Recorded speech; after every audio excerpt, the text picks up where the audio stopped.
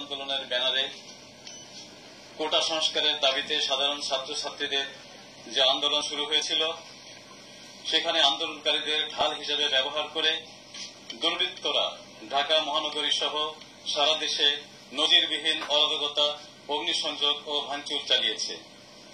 এ সহিংসতায় চরম জনদুর্ভোগের পাশাপাশি বিভিন্ন স্থানে সংঘর্ষ ও হতাহতের মতো দুঃখজনক ঘটনা ঘটেছে। এতে রাষ্ট্রীয় সম্পদের অবর্ণনীয় ক্ষতিসহ সাধারণ মানুষের জীবনের নিরাপত্তা বিঘ্নিত হয়েছে চরমভাবে। প্রিয় সাংবাদিক বন্ধুগণ, আপনারা জানেন সরকার সহানুভূতিশীল হয়ে আটক সাধারণ শিক্ষার্থীদের ইতিমধ্যে মুক্তি দিয়েছে। Shahbag, press club, Bangla motor, Mohammadpur, Kajla, Uttara সহ বিভিন্ন জায়গায় অগ্নিসংযোগ ও নজিরবিহীন সন্ত্রাসী হামলা চালায়। তারা রাজধানীর বিভিন্ন পয়েন্টে দেশীয় অস্ত্র, আগ্নেয়াস্ত্র, ককটেল বোমা সহ সমবেত হয়ে নিরীহ জনগণ ও পুলিশের উপর আক্রমণ চালায়। তাদের নারকীয় তাণ্ডবের হাত থেকে রেহাই পায়নি দেশের চিকিৎসা সেবার প্রাণকেন্দ্র বঙ্গবন্ধু শেখ মুজিব মেডিকেল বিশ্ববিদ্যালয়। তারা মেডিকেল বিশ্ববিদ্যালয়ের ভেতরে ভাঙচুর করে ভেতরে থাকা বেশ কটি গাড়ি ও অ্যাম্বুলেন্স, মোটরসাইকেল ভাঙচুর করে এবং অগ্নিসংযোগ করে। তারা ঢাকা মেট্রোপলিটন যে আদালত, সেখানেও তারা ভাঙচুর ও অগ্নিসংযোগ করে। খিলগাঁও থানা, যাত্রাবাড়ি থানা, শাহবাগ থানা আক্রমণ করে এবং ঢাকা শহরের 10টি পুলিশ বক্সে ভাঙচুর ও অগ্নিসংযোগ করে। কয়েকটি পুলিশের গাড়ি ভাঙচুর ও অগ্নিসংযোগ করে। তাদের গুলিবর্ষণে 3 জন পুলিশ সদস্য আহত হয়। ওয়ারি বিভাগের ডিসি সহ মোট 11 জন পুলিশ সদস্য আহত হয়। তাদের নাশকতামূলক কার্যকলাপ নিঃসন্দেহে প্রমাণ করে তারা কেউই ছাত্র নয়, তারা সন্ত্রাসী, তারা জঙ্গি, তারা আইন বিরোধী। প্রিয় সাংবাদিক বন্ধুগণ, আপনারা জানেন কোটা আন্দোলনের শুরু থেকেই ঢাকা মেট্রোপলিটন পুলিশ অত্যন্ত পেশাদারিত্ব ও চরম ধৈর্যের সাথে দায়িত্ব পালন করে আসছে। ঢাকা মেট্রোপলিটন পুলিশের পক্ষ থেকে সর্বাত্মক চেষ্টা করা হয়েছে যাতে সাধারণ মানুষ নিরাপদে চলাচল করতে পারে এবং কোথাও যেন আইন শৃঙ্খলা পরিস্থিতির অবনতি না ঘটে। এই সহিংসতায় পেশাগত দায়িত্ব পালন করে এখন পর্যন্ত ঢাকা মেট্রোপলিটন পুলিশের প্রায় 350 পুলিশ সদস্য আহত হয়েছে এবং 3 জন পুলিশ সদস্য নির্মমভাবে নিহত হয়েছে।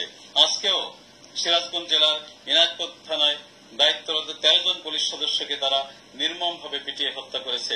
গতকাল আমরা দেখেছি খুলনা মেট্রোপলিটন এলাকায় একজন পুলিশ সদস্যকে সাপ মারার মতো তারা পিটিয়ে হত্যা করেছে। এই সন্ত্রাসী গোষ্ঠী যে কার্যক্রম করছে, এটিতে আমাদের পেশাগত দায়িত্ব পালনে যে আইনানুগ ব্যবস্থা গ্রহণ করা দরকার সেটি যথাযথভাবে করা হবে। আমাদের পেশাগত দায়িত্ব পালনে আইন শৃঙ্খলা বাহিনীর সদস্য এবং সাংবাদিক সহ অনেকেই হতাহত হয়েছে। আমরা এর জন্য দুঃখ প্রকাশ করছি, আপনারা সেটি জানেন। প্রিয় সাংবাদিক বন্ধুগণ, আমরা এ পর্যন্ত যথেষ্ট সহনশীলতা প্রদর্শন করেছি, যথেষ্ট সংবেদনশীলতা প্রদর্শন করেছি। আমাদের ব্যবস্থা গ্রহণ কোন ছাত্রের বিরুদ্ধে নয়, আমাদের ব্যবস্থা গ্রহণ কোন ছাত্রীর বিরুদ্ধে নয়, আমাদের ব্যবস্থা গ্রহণ সন্ত্রাসীদের বিরুদ্ধে, নাশকতাকারীদের বিরুদ্ধে, অগ্নিসংযোগকারীর বিরুদ্ধে, পুলিশ হত্যাকারীর বিরুদ্ধে।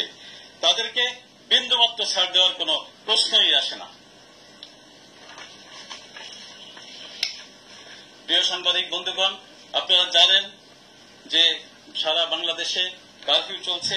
আমি ঢাকা মহানগরীবাসীকে সবিনয়ে অনুরোধ জানাতে চাই তারা যেন কারফিউর নিয়ম কানুন মেনে চলেন এবং কোনো অবস্থাতেই তারা যেন ঘর থেকে বাহির না হন।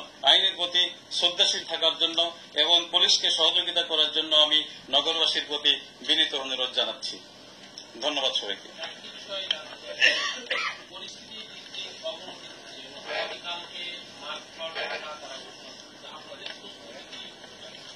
আমাদের স্পষ্ট ঘোষণা, কারফিউ চলছে। দেশের প্রচলিত আইনে কারফিউর ভিতরে কোন লোক কোন অবস্থাতেই ঘরের বাইরে হতে পারে না। সুতরাং যে কোনো লোক যে কোনো অবস্থায় ঘরের বাইরে হলে তার বিরুদ্ধে আইনগত ব্যবস্থা গ্রহণ করা হবে এবং সেক্ষেত্রে আমাদের যে ব্যবস্থা সেটি 100% জিরো টলারেন্স এবং 100% আইন অনুযায়ী পরিচালিত হবে।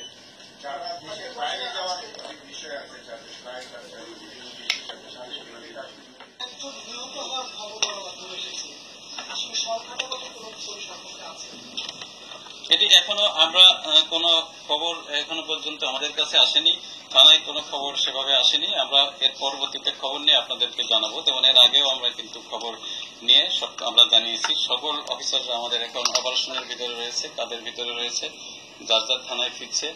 সুতরাং কিছুই এখনো স্পষ্টভাবে বলা সম্ভব হচ্ছে না। আজকে আমরা দেখছি যে বিভিন্ন জায়গায় যে আন্দোলন হচ্ছে, সেই আন্দোলনে অবৈধ অস্ত্র ব্যবহার দেখেছি এবং পুলিশকেও গুলি করেছে, সেভাবে আমরা দেখছি। আপনারা বলছেন জঙ্গি, আসলে এই যে সব জঙ্গিরা জেলখানা থেকে ছাড়া পেয়েছে বা তারা লুকিয়েছিল বা তারা যে কোনো মতো ভাঙ করে উঠতে পারে, এখন আমরা খবর পেয়েছি। আসলে কি জঙ্গিরা কি এই ধরনের কাণ্ডকাণ্ডে ঘটাতে পারে, না সেক্ষেত্রে ঘটিয়েছে না অন্য কেউ ঘটিয়েছে? যদি স্পষ্ট করে আপনাদের মাননীয় কমিশন একটু সংযুক্তি দিচ্ছে। আমরা যে হামলার যে প্যাটার্নগুলো আমরা দেখেছি, এটা বিগত সময় 2014 প্যাটার্নের সাথে মিলে, 2004-05 যে সময় হামলা হয়েছে সেই সময়ের সাথে মিলে। আপনারা কি মনে করছেন যে পুরনো যারা হামলাকারী ছিলেন তারা এখন সংঘবদ্ধ হয়ে একই পাতায় তারা আসন পেতেছেন? আমরা জানি যে এই জঙ্গি চক্র কখনো কখনো তাদের নিজস্ব পোশাকে থাকে, কখনো কখনো তারা অন্য একটি দলের নামাবলী গায়ে নিয়েও তারা আসে। এই ইতিহাস আমাদের বাংলাদেশে রয়েছে।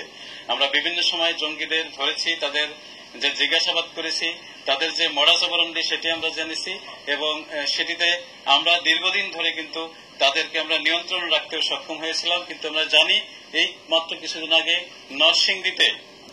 নরসিংদীতে কারাগার ভেঙে যে অপরাধীদের পালাতে সহযোগিতা করা হয়েছে এবং তাদেরকে ছিনিয়ে নেওয়া হয়েছে, তার ভিতরেও জঙ্গি ছিল। এছাড়া কিছু জঙ্গি এর আগে জামিন পেয়েও এসেছে। এছাড়া জঙ্গি যারা রয়েছে তারা বর্তমানে যারা এই যে তথাকথিত আন্দোলনের উস্কানি দিচ্ছে, সেই উস্কানিদাতাদের সাথে একত্রিত হয়ে গভর্নমেন্টকে দুর্বল করার জন্য, পুলিশকে দুর্বল করার জন্য, পুলিশের মনোবল ভেঙে দেওয়ার জন্য তারা নানাবিধ অপতৎপরতা চালাচ্ছে। আমি স্পষ্টভাবে বলতে চাই যে কোন অপতৎপরতাকারীর স্থান ঢাকা শহরে হবে না, বাংলাদেশে হবে না। আশরাফ ভাইকে একটা ছোট্ট প্রশ্ন আমি করতে চাই। আশরাফ ভাই, আমরা যেটা দেখছি যেখানে ছাড় আছে কোনো কোশ্চেন নাই। কমিশনার মহোদয়, আজকে কারণবাজার এলাকায় যেটি দেখা গেছে যে আন্দোলনকারীদের ছত্রভঙ্গ করার জন্য পুলিশ এগিয়ে যাচ্ছে, সেই সময় কিছু লোক ধারালো অস্ত্র নিয়ে পুলিশের সাথে সাথে যাচ্ছে। এরা কারা আসলে? এই লোকগুলো আসলে এই ধরনের কোনো কিছু আমাদের নজরে আসেনি। যদি এসে থাকে, যদি কমপ্লেন হয়, অবশ্যই আমরা তাদের বিরুদ্ধে আইনানুগ ব্যবস্থা নেব।